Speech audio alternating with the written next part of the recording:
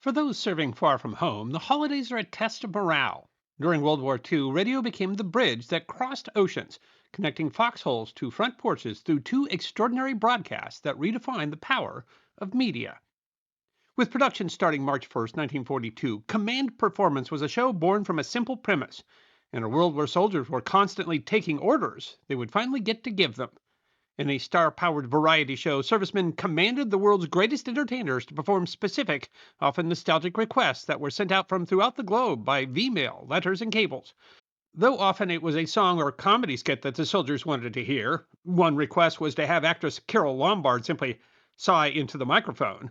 Some requests were personal. One soldier wanted to hear the sound of his dog they'd left at home in Indiana. One wanted to hear the foghorns of San Francisco. One wanted to hear the sounds of a nickel slot machine paying off a jackpot. But there was a simple rule. These entertainers were doing it on behalf of the troops. The show was for soldiers overseas, and not broadcast at home. However, on Christmas Eve 1942, the four major radio networks broke protocol. Newspapers all over the country reported on December 24th, 1942. Command Performance, the show of stars created at the request of U.S. forces all over the world, will be broadcast to civilians for the first time tonight on the four major networks. Ordinarily, Command Performance is recorded by the NBC Recording Division for release only on shortwave channels. However, the home folks this time are going to have a front row seat, along with their boys, in the service.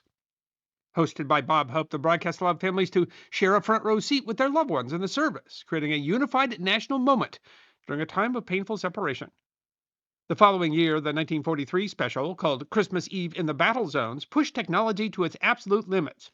In an era before satellites or transatlantic cables, engineers achieved the impossible by bringing live voices from global battlefronts directly into American living rooms. All four major networks devoted their airways to the program, which featured soldiers, sailors, and Marines overseas, singing, playing music, and doing jokes and sketches. The radio broadcast gave U.S. audiences a real-time glimpse of their loved ones that holiday season and allowed those service members to speak to their folks back home. It was a technical marvel that used the vagaries of shortwave radio to conquer the vast distances of a global war. These broadcasts proved that in the darkest hours, radio was more than just a box of vacuum tubes and wires. It was a lifeline. For a few hours on Christmas Eve, the world felt a little bit smaller, and the distance between the battlefront and the home front seemed to vanish.